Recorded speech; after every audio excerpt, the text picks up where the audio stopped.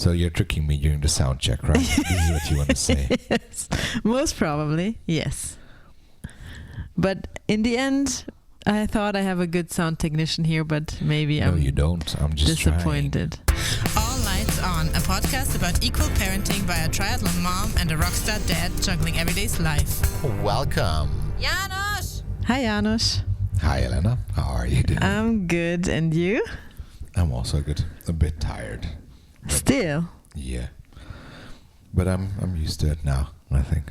Yeah, I think we told everybody in the last episode that this is still a point, that you're very tired, and this did not change, right? Maybe just a tiny footnote, like what I recognized today. And actually this is thanks to you, because you showed me a reel which explains for men what are the hormonal changes of women and how does it feel. And actually today my doctor said that what is exhausting, actually the change of the hormone level in your body. And this is why it's not that the hormone is not active, but my body is tired about the change. And that's it. And actually every woman goes through like every wave of period and the same thing in a much more extreme manner. So I should just simply shut up, right? This is what you wanted to say to interrupt me. I wanted to start with saying that please stop comparing. I mean, you anyway concluded yourself that you cannot really judge because it's for women much more extreme. But yeah, that's it. But anyways, we did not want to talk about your health condition today. Yeah, and I did not want to compete. And you did not want to compete. So we just wanted to even it out a bit and talk a bit about our everyday life at the moment and what happened in the time from the last recording. And a lot of things happened, including the release of the podcast. So what are your feelings about that? Yeah, I'm very proud and happy. The first 3 episodes were edited together, and I was excited about all the feedback which it might generate. And the first feedbacks, of course, came from our connections. And actually, I'm proud of it. But you had mixed feelings, did you? Yeah, like always, going to the outside with all my thoughts and being me is a difficult thing for me. And then also going into the situation that I'm rated or judged is a difficult one for me. So I have always problems. I'm always keeping everything quite neutral, what I post and what I put to the outside. And I think the podcast goes quite deep. Although this first episode was not so deep. It was just an introduction and it has no ending. So it was just the beginning. But what comes and what will follow this first episode is much more getting into getting an insight about our lives and our feelings about it. But I knew that when we start with releasing the first episode, it will follow the next ones with the deeper topics. And so, yeah, here we are. I think it's fine. I like it and I can live with it. And we got good feedback and some insights. But now we still continue, and I think this is a good thing. It feels good somehow.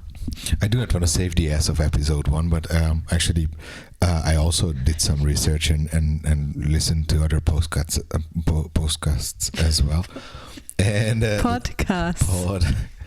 So I also listened to other podcasts as well.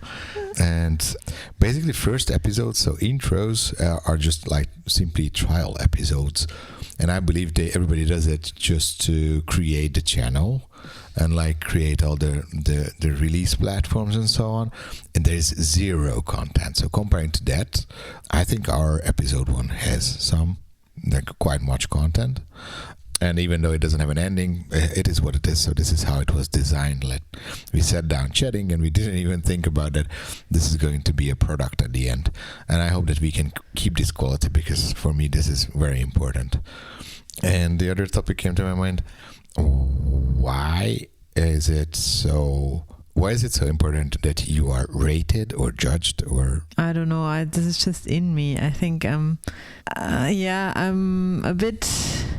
Yeah, why? Why does it matter what Look at me. like unknown people rate on your product on the internet? Yeah, I don't know. Maybe it's a childhood experience, or how do you say? We had this word already. I mean, this can be something generic as well. I think a lot of people has. Yeah, but I think you're always like told that you should fit in somehow, and when there's an evaluation if you fit in or not, this is the one thing. And the second thing is that of course I'm competitive. This is my character, and I always would like to be good, and then I'm not, and then it's hard for me. I just would like to be good at everything at the first attempt. This is just not happening, and I'm disappointed then, because I can do a lot of things, but on a very medium level. You know, this is I do not want to go very far or talk only about you, but does the school make this to us, that we are rated and then we have to, like, our parents expect us to bring the good notes? It's maybe a part of it, but I'm not convinced that this is the reason. And now there's this trend, I think, to not rate and not compete anymore in early years. And I also think this is not giving you full peace of mind when you're older. It's just, I don't know. I don't know if it's school. I think it's society itself. It's not even school. It's not even grades in my eyes. It's just that you would like to be liked. And if you had a hard time at school with that, then you have this in you. Anyhow, so the release itself was technically quite much work. And I'm happy it's out. And I'm also happy with all the decisions we made with posting every second week, because at the end we do not have much time, and also the background work needs some energy, focused time. Yeah. And this way, at the moment, we couldn't do more. Yeah.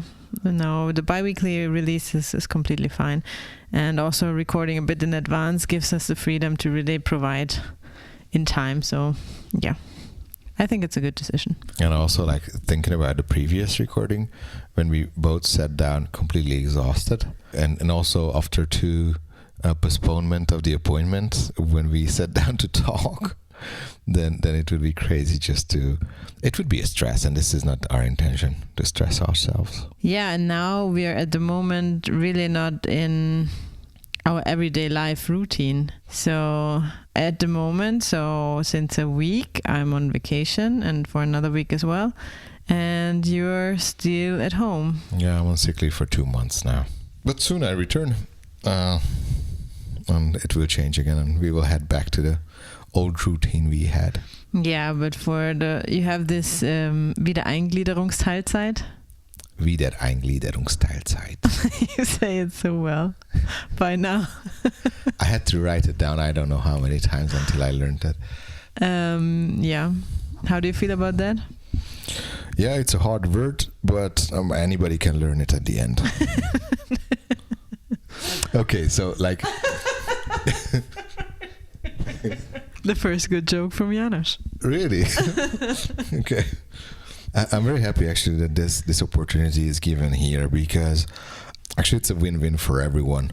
It's less risk that I will return to work in a manner that I cannot manage with energy, and also like there's less risk that I come home and I collapse and you have to fulfill everything alone because I have to go to bed. Actually, at the end, it's also good for the company, because I don't know when would I return in case this program is not given, but I'm coming there and doing work for the money they pay, because they are also paying certain weeks of sick leave.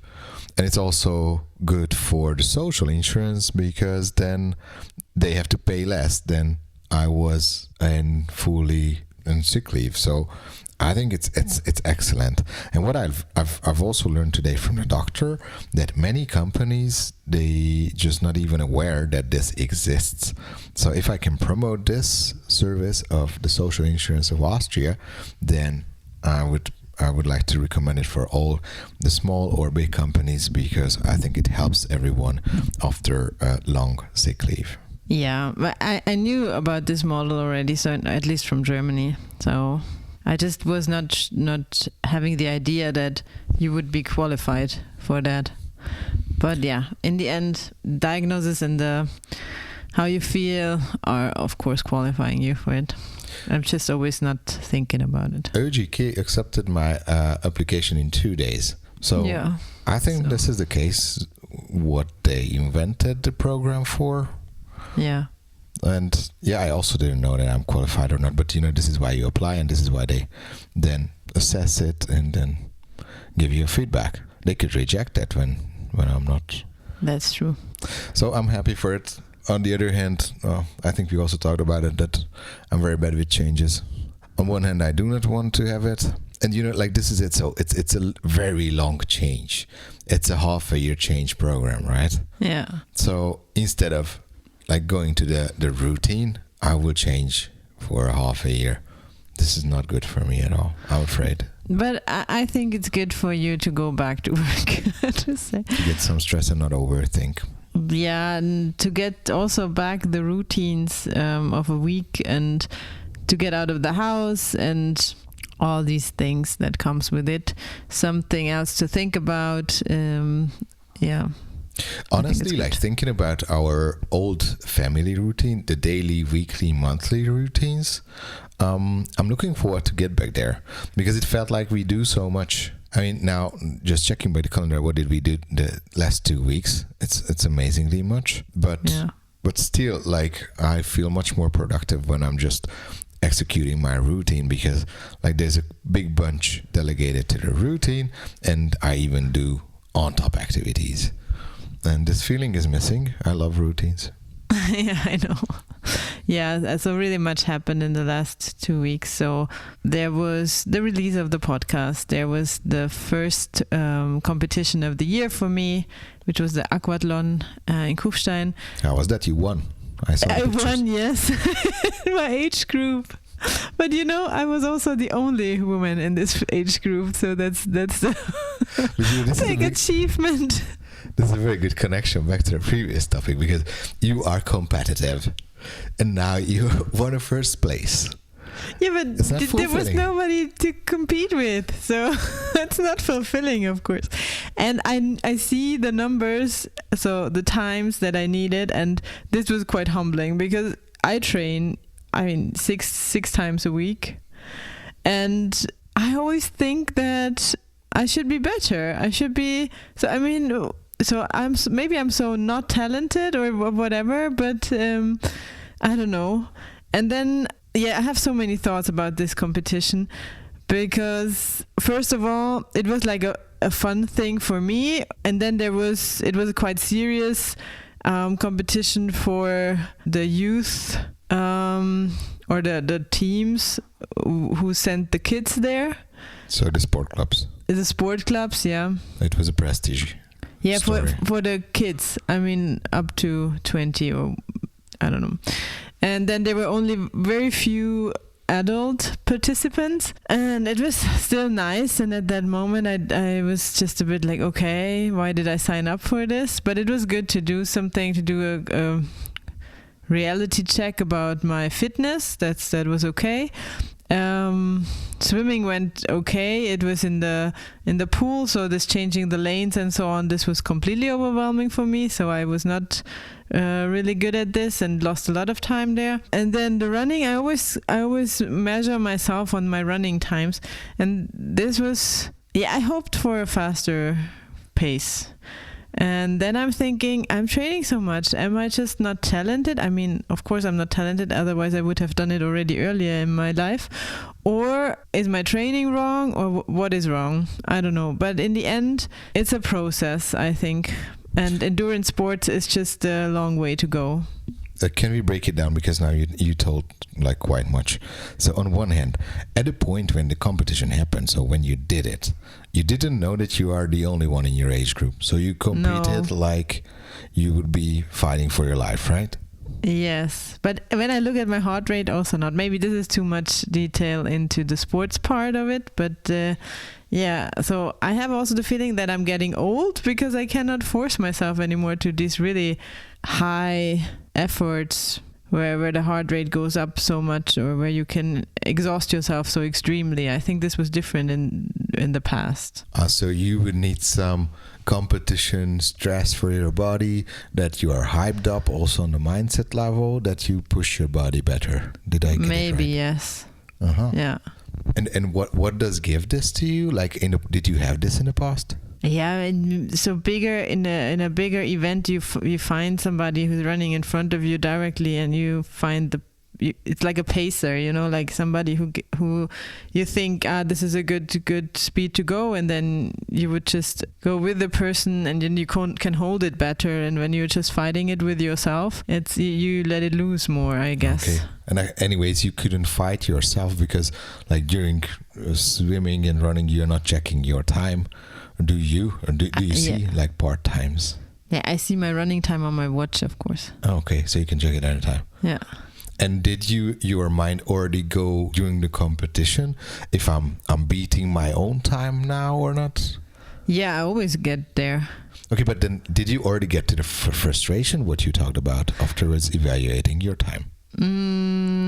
A bit. I tried to overcome this, but so swimming and directly running after was more difficult than I expected, because from the triathlon, so aquathlon is about swimming and running, and then this after swimming to go on the bike is, in my eyes, easier than directly run, because you're going from laying to a standing position, and then you run. And when you go on the bike, you can calm down a bit easier, because you paddle, but you don't have to carry your whole weight. But then on directly running is super hard. That's what I felt, and this is what my mind was all about. And then I was just thinking, okay, I can go, and I tried to get faster, but it took me, I think, 2 kilometers of 3 kilometers to really get into a good rhythm and to relax myself from the swimming part, to get my circulation going in a way that it's. And then the third one came, it got faster, and then I could have run longer. But maybe, this is also a sign. And you say if there's somebody with a similar pace, then you already like piss yourself off so much that like he or she cannot do it so fast. Like I have to go, or like No. What is happening then? What does this give you help then also with a change? I'm always. You sound like I would always fight myself. No, I cannot imagine. Like I'm completely naive, like I do not run under after the bus. Yeah, so no, when you have somebody or someone who's running in front of you, and then you just have a better feeling, or I don't know, you go, how to explain that to somebody who never ran a competition. And like I really naive to I'm really naive to the competitions as well, because I'm not a competing character. So like in case I go to a competition, my fun is to annoy the others. But that's very annoying. Yes. I do not want to win. I do not want to be better or worse than someone else. And like even doing something better one time doesn't give any fulfillment for me. Okay, maybe I start there. So going to these competitions is not about winning for me, because I know more or less my fitness or the level I am at, and there I'm not usually in the big events. I'm not the first one. So, and then I'm always more. It's always competing against myself. I want to beat my last time I had. I want to be better than before. So that's usually the case. And the thing is, when there are more people, and you can just, it's not that I want to overpass the person in front of me, but I adjust to the pace, and it gives you you can put yourself in relation, and then you say, okay, this is a pace I can go, and then this person holds it, so I hold the same distance to that person, and then I know, okay, this is a good speed. And then when you feel, okay, this is too easy, then you pass over, and then you look for the next one who's a bit faster, and then you go with it. So this is like pacing you. It's like if you have a point to connect to, you would always chase the point. But I'm not, and when I'm alone on this whole street, like it was on 1st of May, and have nothing to chase or to set a point where I have to stay with, I always only go with a number on my watch, or with my feeling, am I exhausted or am I not exhausted? Okay, I get you. And you need a bit of a distraction of your exhaustment in the end. Like this is it for me. I don't know how it feels to be in front of a race, because there you don't hunt somebody, you just, or chase somebody, you just go in for yourself. But this I don't know, because I'm not there. One more question, like, can you do better times at a competition than during training? In the past, not, because I was always very much afraid of these competitions. But since some times, I think the last 2 years, where I really just found my fun with it, and I'm not so much afraid of this exam situation. Now you have to prove yourself. I let this go some time ago. It's not the case. Okay. I'm asking, like, and is this in generic expected from the athletes? Because I'll tell you why. So what I think about competitions and sport events, like the sportman and a competition, the sportman and their attendance is nothing else but representing the club and the training strategy of the club. And basically it's a competition of the training strategies, how effective they are. And basically the goal isn't that, not that one is winning over another or not, but they are still able to train sportmen in a way that they part of the game, that from time to time, year to year, decade to decade, their people is there representing the club, and they are in that way a competitive part of the market. But nothing like that they have to be the best or something. They just have to be able to still keep up with the development of the sport act itself or the training effectiveness. So this is how I imagine. It's like it's completely the individual in my eyes is completely out of that. But you know that triathlon is a very individual sport, and I have a personal trainer.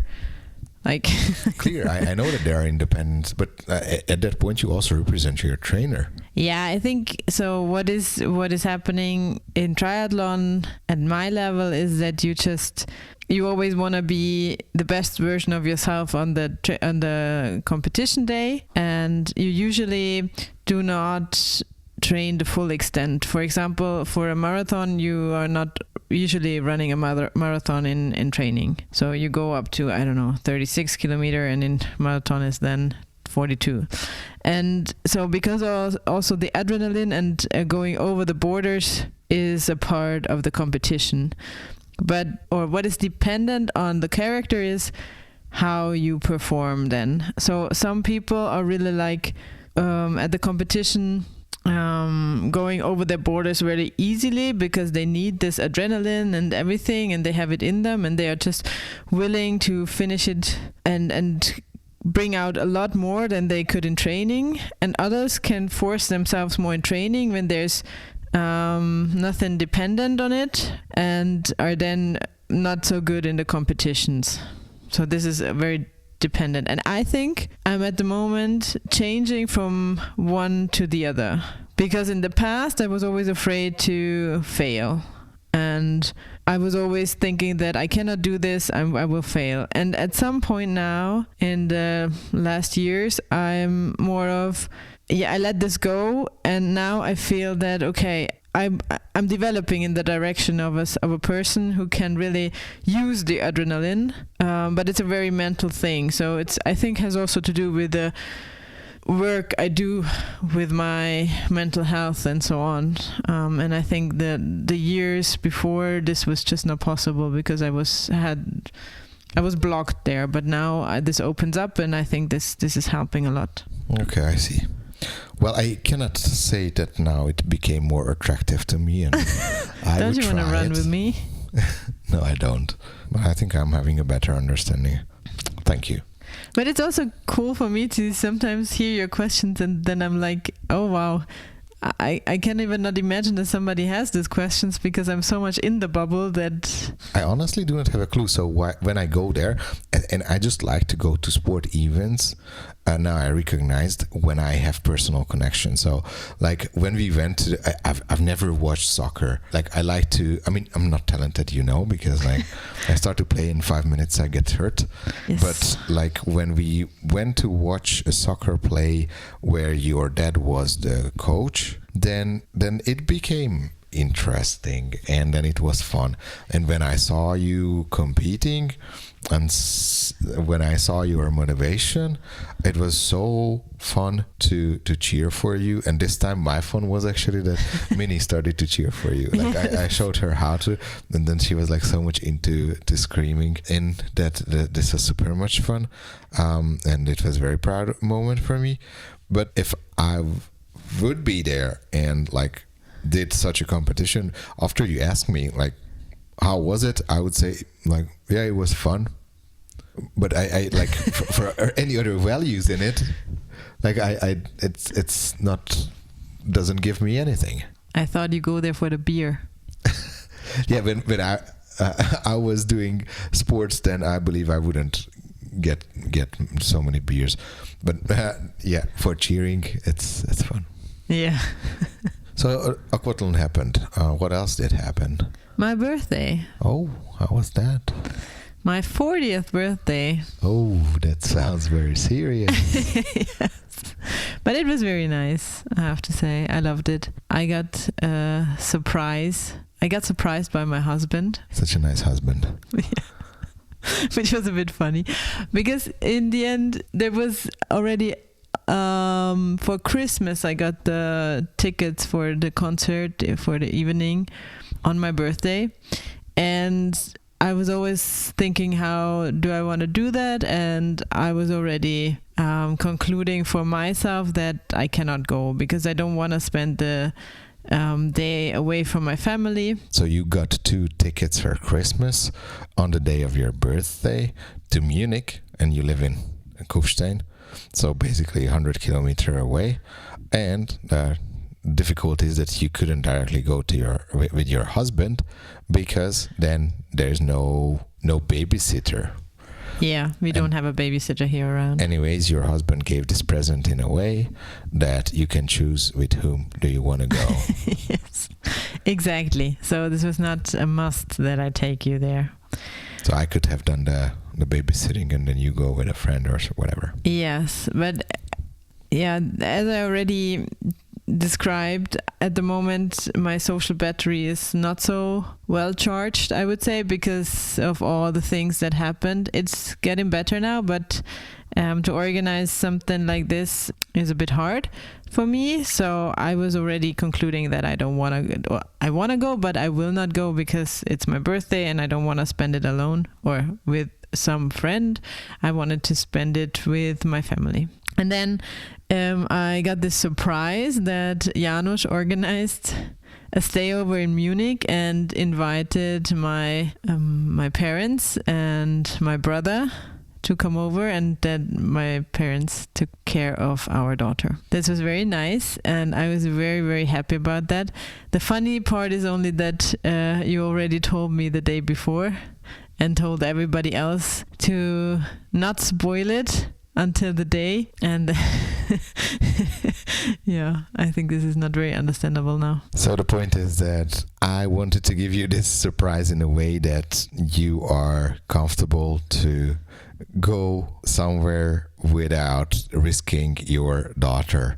So I couldn't keep it in secret who is going to babysit and how is this possible and how should you pack and so on. And anyways, I'm so bad with lying. Yes. That you would figure out from the first moment when I come up with a different story. I think this was the best way also for your comfort and the easiest way for me as well. I'm a creative person, but not with lying. Yeah, so but this way it was completely fine for me. It was just a bit funny how the others reacted that I already know. Yeah, but then afterwards your mom just spoiled my Mother's Day present on a call. So I think it's 1-1 even. If you're talking about a competition now. Yeah, that's true. Yeah, so surprises are not so your thing, huh?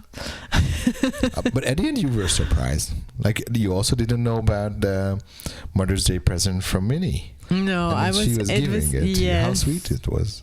It was all super sweet. It was my birthday was very cool. So we met my family in Munich for lunch. We went for coffee and cake as well. We went to the Frühlingsfest, and also in the evening we could go to this concert, which was really awesome, and which is still a part of me that is not so present at the moment, this going to concerts, listening to music and so on, but it's really one I miss, and I really enjoyed it. And that we also had a evening for ourselves was also very nice. The 3 beers I drank were a bit too much.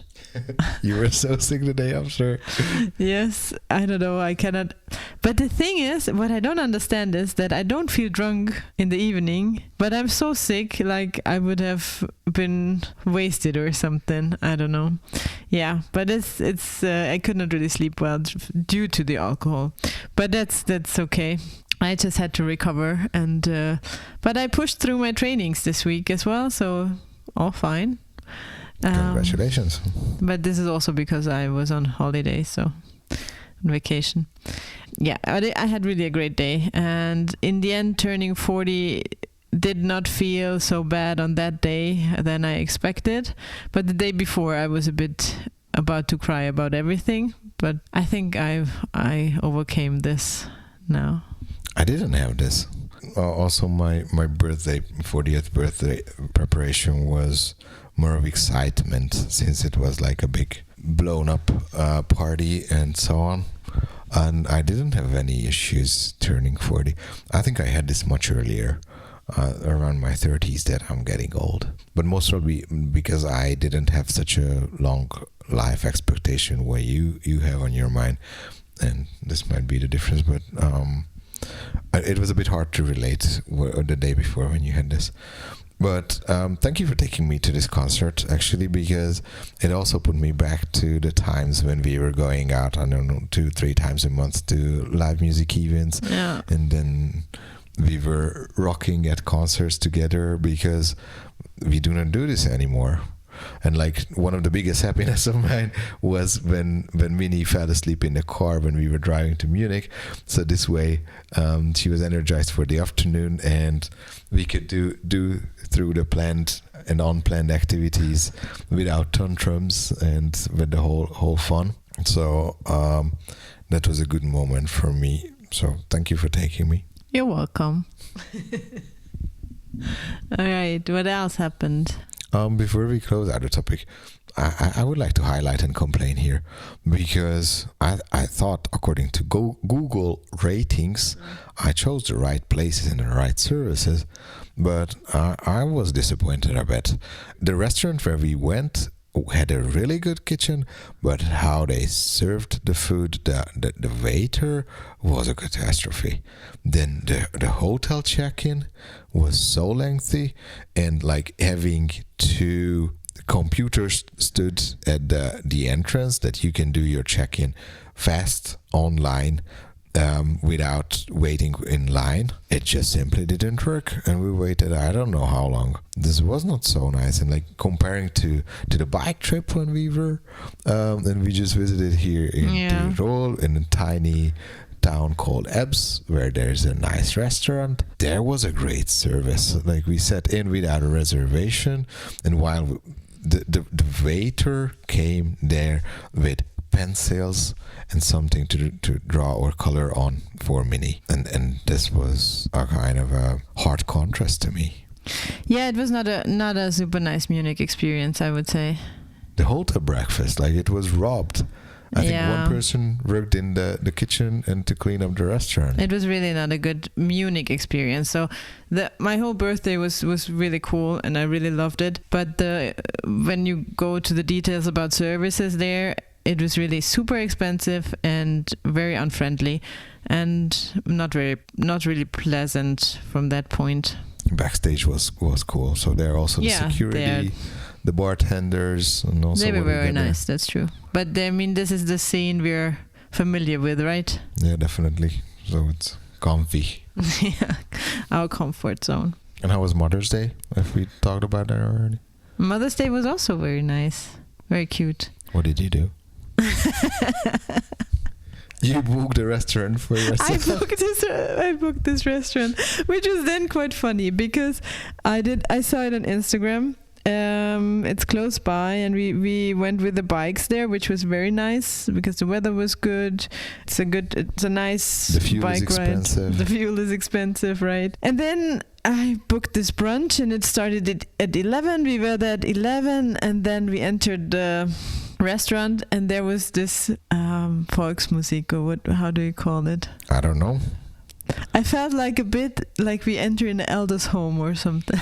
How do you imagine Tyrol? Like all of these, what you see in the movies. So 2 guys in traditional outwear with a accordion, a guitar, and with some backing tracks with yodel. And yeah. But actually, I like that, and like Minnie went alone dancing, starting the party. She loved it. She's so much into music, and this was really for her. And she was staring at them. Actually, she was staring at all the people, and there were people from all age. But it was the first impression. It looked a bit like there were older people, and also the music I attribute to the older generation. But it was really nice. The food was really awesome. And we had a really good time. There's a tiny lake where we could also walk around a bit before we had the dessert, and we went home, and I sat on a bike for 2 hours and 15 minutes. After biking. Bike training. A bit of exhausting bike training, but in total I was then 3 hours and 15 minutes on the bike because an hour was back and forth to that restaurant, but it was really nice. And also it was in the afternoon the chance for Minnie to go into the tiny pool we have in the garden, like this inflatable pool, and she enjoyed it very much. Yeah, it was also. I'm really surprised at the moment about myself that these calm activities give me so much joy at the moment. I think this connects a lot to, I think it was in episode 3 when we talk about my state of mind, and here I think something changed in my mind quite much. And I also talked about it. I'm going to this psychological coach, or how can I say this in English? We started this originally as a family or as a couple with parenting topics. Yeah, we wanted to upskill a bit because we feel that we do not have a clue about parenting. Yes. And actually, since there's the what is the expression, you do not like the terrible two?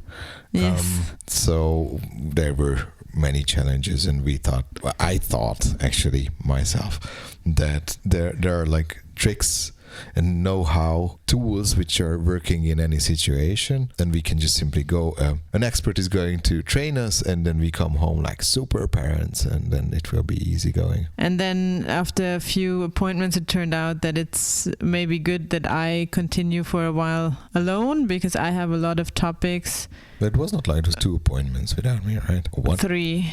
Now it's 3. The third one was now. And there, the last time I was there before was, she said, 3 months ago. And there were so many open topics, and I was so unhappy. And this also was a part of our fight we had in episode 3, that I was so unhappy. And something happened, and maybe or maybe not, it is your health condition. I don't know, maybe I did not actively think about it, but my inner peace changed somehow, and I'm so happy how it is now. And spending this calm time and just settle here more gives me so much more peace inside that I can really enjoy these calm days and evenings and weekends. You were even afraid of it. Yeah, I got frightened. I think this was 2 or 3 weeks ago. And a weekend, when you started your vacations, I think that was it. We didn't have plans for Saturday and Sunday. Yeah. And you told me that, it's fine. I didn't know that I should be happy at that point, that there's no fear of missing out, or should I be frightened that you miss your fear of missing out? And where does this lead? Maybe it's the end of the world. I think it has a lot of angles, what happened in 3 months. And I think one of the items which happened is the podcast itself. Yeah. So how we talk, the topics we are talking through, because this is reflection what we are doing here. Yeah. We retalk what happened to us, how did it feel, and during the post-production work, you have to listen to it multiple times, me too, until I edit it, and you still think, like, you also need to evaluate if I want to post it on the internet, because this is like opening your journal to the audience, and I think this is one of the aspects as well. But how did you get to your settlement after a lifetime? I mean, I saw only an 8 years of piece of it, but I've never seen you missing your fear of missing out. So when the weekend came and there was good weather, there was no way that we stay at home. Whatever was waiting for us at home, like 2 days of housework was there, we still had to go for a hike and go for one festivities. Then we were upset the week after that. There's so much to do at home. This is the usual case.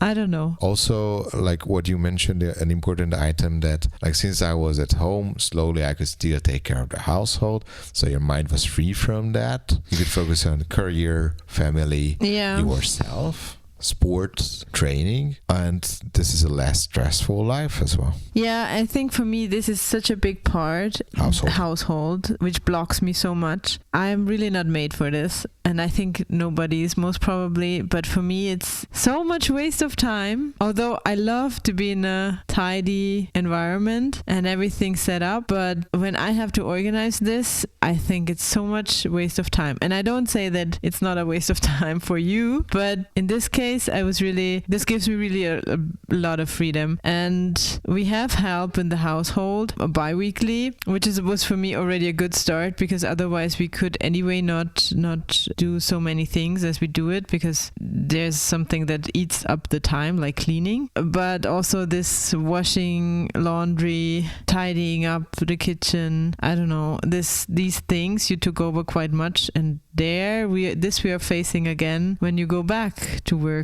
and there we can then also see how much progress I really made. For me, I like to do it because it's something similar what you do on furnishing the apartment and decorating the apartment, because also with the basic maintenance and cleaning, I feel like I do it for our good, that we live in a tidy apartment, and it pays off. And the other thing is what I miss from my professional life, that I get from A to B. So at work I usually have hundreds of open topics which are progressing very slow, and with household I can just start at 8 o'clock and by noon I see a result. And this is pretty rare on any other levels in my life. I like to do it, however I cannot fulfill it alone. Yeah, this is clear. As soon as you go back to work, we also have to distribute it differently again. But I think the key is that you never stop. Yeah, that's true. And this is the annoyment of your, because it's always there. Yeah, I think this is something like, so what you see always the progress, like you see the progress over the day when you do it, or the hour or whatever, and I see that when I do it now, tomorrow it will be the same, and this is costing me a lot of energy. Yeah, but that's the status at the moment, that I feel more released of my own fear of missing out, or I don't know. I think, reflecting helped a lot. So start a podcast, I would recommend. It's a creative way to process. A lot of things happened, but more to me, what happened for you? For me, one of the big deals from the last 2 weeks, and actually the biggest trouble, was we tried to give underpants instead of diapers to Minnie. And what I've learned, that there's a physical readiness at a certain point when the toddlers are able to hold it back, and also they need to understand, of course, like what is happening when they do not hold it back. And this is what we started to practice. And the other input was my connections, where I talked about how did it go for them, but everybody says like, 1 or 2 accidents happens and then it's done. But actually it's not. We tried over for our case. I cannot judge. I cannot say like anybody lied to me or whatever. I just had, again, the naive imagination, best case expectation, and it didn't happen. And afterwards, like, even night was a kind of challenging, because Minnie liked the underpants so much. However, she made 5 of them wet during the day that she was not willing anymore to take the diaper. And actually it was so much funny, because she went to bed with underpants on, then over a trouser and covered with a diaper. And this is how she was willing to go to sleep. And she was still complaining when you brought her to bed that she she does not like this. Yeah, and this was very heartbreaking because she really wants to get rid of the diapers, but she's not ready somehow yet. I think we are getting closer, but and then she was really begging me not to put the diaper on, and this is so heartbreaking. And so this thing with the underpants and over the underpants, the diaper was my idea, but it was really a bad idea, so don't try it at home, because then everything got wet overnight. So she had the underpants on and she did not want to remove it, and I cannot just force her to remove it, and it's just everything inside me is against that. And so I was just putting the diaper in hope that this will catch everything, and then she will be wet, and then she will realize herself. But this was not a good idea. But actually, it was a good idea that she could calm down, that she could sleep afterwards, because other than that, you couldn't do it. I like whatever, like we washed it and that's it. I can just simply agree. So she was even phrasing it in a way that I do not want it, I do not like it. So she just had the intention that she goes without. She wanted it so hard, and like it felt like you do not give her the chance that she can try. Yeah. And actually she was already exhausted, so from the day it frustrated. Yeah. But the other good sign now that yesterday it was a good day and she was out in the pool and she was like running back and forth between the pool and the potty because she was practicing how to go on the potty, and she has the motivation, and now she has a better patience to get there, and also she's working on it. I think this is super cool. I'm positive about this. Yeah, let's see. I'm also positive, of course. I think at some point she will, of course, learn it, and I just saw also the frustration when it did not work out always. But yeah, there's still some time. She's not so old yet. Shall we close? Yeah, I think this was quite a lot. Although we didn't know at the very beginning what to talk about. So today we jumped a bit from topic to topic. So it will be hard to find the title for this episode. Yeah, we have to look it up. We can call it May. May. Beginning of May. Yeah. But the question is, what have been the best and worst moments of the last 2 weeks for you? I think the best moment was actually the carnival show in Munich with you. Yes, this would also be the best. It was so cool to party with you and have a date. Yes, this was really cool. And yeah, I fully agree. Also my best moment. I do not need to justify it better. I really love to spend time with you. Worst moment, I think I made up my mind that I'm going to return to work. I think I planned it for the 7th of May. And then the first time it felt bad when the doctor at work and piano and everybody advised me that wait, and then do a stepwise part-time return. Because I'm so bad at changes, and then like since I had to go through, I just... Like how I started hiking at the very first time. That, okay, like it's a plaster, we have to like tear it off. I just go in, and then 2 weeks, and however hard it will be, I will be just simply back, and it's done. Yeah. It's like a sprint. But now actually, like after now getting the agreement and then looking forward to the next week, it feels better. But when I was just like told not to do it how I imagined, this is like in Hungarian we say that like my horns were broken down. So that was bad. Really? So bad for you? Okay. I did not see that it was so deep for you. Because my initial reaction, so from my point of view, was, oh, cool, just take it and use the time to get used to work again, and you can enjoy the summer with part-time. Yeah, but I could enjoy, but I still don't know if I can. And this is what I didn't think through. Yeah. Because it can be that, like, I don't know, after lunch I come home every day and then I need to sleep still 2 or 3 hours. And who does the household then? You? No, I will do it, of course. We share it how we did it before, but the point is that I don't know how it will go, but I was really just simply disappointed because I think this misevaluation of how am I and what did I went through, what we already talked about, that it feels that everything is gone and I'm healthy again. Although, like, this statement can come in 5 years when I did all of my controls. And until then, I cannot even state that this would be the case. But I feel physically good, and I thought I just can do whatever I want. I could try, but it holds so many risks that I was just not thinking about that. And it's simply disappointing when the circumstances are overruling your plans. Okay. What was the worst moment for you? I really had to think hard about this for this week or for these 2 weeks because I honestly fully enjoyed that time. So you do not have a worst moment? At the moment, I don't know. Please remind me if there were.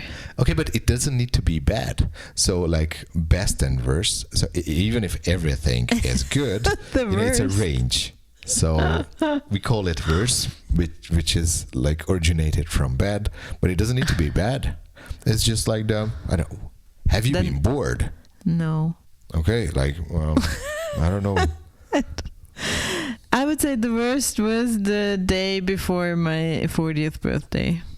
Oh, I see. There, I did not feel good. I felt all the problems about aging, and I think because you made this statement when we talked about it that you could not understand, and you had this earlier, but I think we can open now this men and women topic. I think men are not so much judged on their age as women are, and so that's why it's more intense to me at the moment, because I learned, or how I grew up was always that to be young and to be able to do everything is the goal you have. And also that I spend a lot of time on Instagram, or you have also this Instagram impression that, okay, you have to be young and crazy and do things. And I think this is also impacting me much. And for women, it's like you have an expiry date, I see. Physically, and men do not grow up like this, and they are not treated like this in the society. So that's why aging is really a big topic, and it was especially big the day before. And what I also talked our psychological advisor was that the 30s flew by so much. And the fun fact is, I was texting this to a friend. I had a hard time to become 40 because I did not really live the 30s. And then she was texting back, oh, but they happened so much. How can this be? And I do not have an answer for this. And I think this part is still within me. But this feeling is still there. And as long as this is there, I really have a hard time to be 40 now. Do you get a very hard answer for your question? Yes. You haven't been in the moment. That's also very true, yeah. And this is also something that changed a bit in the last 2 weeks. So I really fully, with my full heart, try to be in the moment. And so this is really the key of the feeling I have about the last 2 weeks, I would say. And it's completely meaningful. And actually, this is, I think, a huge risk for our times and actually our generations. And to be honest, like, fear of missing out is one of the reasons of it. Because fear of missing out makes you to wanting to do so much at a time that you're not able to focus on the thing what you are at the moment doing. Yeah, that's true. Absolutely true. But that's all. This all came together on the day before my birthday. The day itself I could enjoy very much. But it was also very cool what our neighbor told. Oh yeah, she's so cool. Or they are so cool. I don't know their age really. I think they are mid-60s. Somewhere there, yeah. She said that I should tell Elena that the 40th birthday is cool, but she should look forward to the 50th. That's the best. And I was like, why? And she said, yeah, it's cool because you are very good financially. Physically, you have still energy and in a good shape. The children are big, so they are more independent. And you can do so much and you can enjoy life even better than in your 40th. But they are such an idol for me, because both of them, because they really know how to enjoy life. They're amazing. Really. I mean, they do so many things, and they are really, always doing it with their full heart. And I don't know. So, looking up to them. Me too. Okay. Let's close it down here. So this was all Lights On. If you like the show, do not forget to follow us, subscribe. There's this bell icon in YouTube. Press that. Give us feedback and comments. And a 5-star rating. And a 5-star rating. This is very important because you see we take it personal and then we think about how you judge us. So please give us valuable feedback, and if you enjoyed it, just share it with any of your friends. And anytime reach out to us if you have feedback, suggestions, or topics we should talk about. Thank you for listening. Thank you. Have a good time. And now I said it in a manner how you hate it. This was the stage János, right? Yes. Okay. Maybe this is the worst moment for me next time.